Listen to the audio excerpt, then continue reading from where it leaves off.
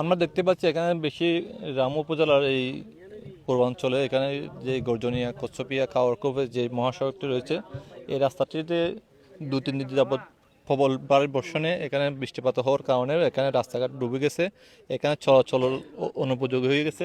এখানে বলতে গেলে এই রুটটা ব্যবহার করা যাচ্ছে না। আমরা আমাদের রামু কক্সবাজার ঈদগাহ আসনের মাননীয় সংসদ সদস্য জনাব লুৎফুর কাদর মহোদয়ের নির্দেশে আমি রামু উপজেলার এখানে যে স্থানগুলো দাঁড়িয়েছি সেটা হচ্ছে কাওয়ারকোভ এলাকার বোলতলি স্থানে। এটা হচ্ছে রাস্তা, এই রাস্তা দিয়ে প্রতিদিন হাজার হাজার মানুষ কাওয়ারকোভ গর্জনিয়া কচ্ছপিয়ার এলাকার মানুষজন চলাচল করে। কিন্তু অতীব দুঃখ বিষয় প্রতি বছর এই বন্যার কারণে এখানে প্রাকৃতিক দুর্যোগের কারণে বৃষ্টিপাত হলেই এই রাস্তাটি ডুবে যায়। এই রাস্তাটি আমি মাননীয় সংসদ সদস্যের কাছে সহ সবার কাছে আমি দৃষ্টি আকর্ষণ করছি। এখানে আমরা যদি বন্যার রাস্তা যাতে চলাচল করতে পারে রাস্তাটি সংস্কার করার জন্য আমি দাবি জানাচ্ছি। এইখানে মানুষজন যে কষ্ট পড়ছে, বিভিন্ন ঘর বাড়ি ডুবে গেছে রাস্তার কারণে। বৃষ্টি হলে অল্পতে বৃষ্টি দেখতে পাচ্ছেন এখানে অনেক কাঁচা ঘর বাড়ি ডুবে গেছে।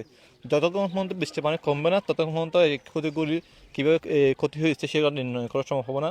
আমরা মনে করছি এই অসহায় মানুষের বানবাসী মানুষের পাশে আছি, যারা পানি বন্দী হয়ে অবস্থায় আছে তাদের দুঃখ দর্শ আমরা দেখতে পাচ্ছি, তারা অতীব কষ্ট আছে। সেইভাবে আমরা এখানে এই এলাকা পরিদর্শন করি। আমরা আমাদের ব্যাপারে স্থান বিভিন্ন নেতা কর্মীরা এখানে আছেন, তাদেরকে বলছি যারা বানবাসী মানুষ আছে তাদের পাশে দাঁড়ানোর জন্য বলছি, আমরাই তাদের পাশে আছি। আপনাদের পক্ষ থেকে তাদেরকে কোনো ধরনের সহায়তা করা হবে কিনা যারা বন্যা করবে? হ্যাঁ অবশ্যই আমরা যতটুকু পারি আমাদের সাধ্য মতো আমরা উপজেলার পক্ষ থেকে এবং আমাদের মাননীয় সংসদ সদস্য লুৎফুর কাদরের পক্ষ থেকে আমরা সাহায্য সহযোগিতা করবো। আমরা চাই, আমরা তো সবসময় যারা রাজনীতি করি আমরা তো গরিব যারা অসহায় মানুষ আছে তাদের পাশে সবসময় ছিলাম, এখনো আছি, ভবিষ্যতে থাকবো। এই যে কাওয়ারকোভ অঞ্চলটা এখানে মানুষ অত্যন্ত কষ্ট পাচ্ছে, যে এই রাস্তাটা 2-3 দিন যাবত এখানে পানি বন্দি অবস্থা আছে। এখানে কেউ মানুষজন কোনো মানুষ এখানে সাহায্য হাত বাড়াতে দেয় নাই।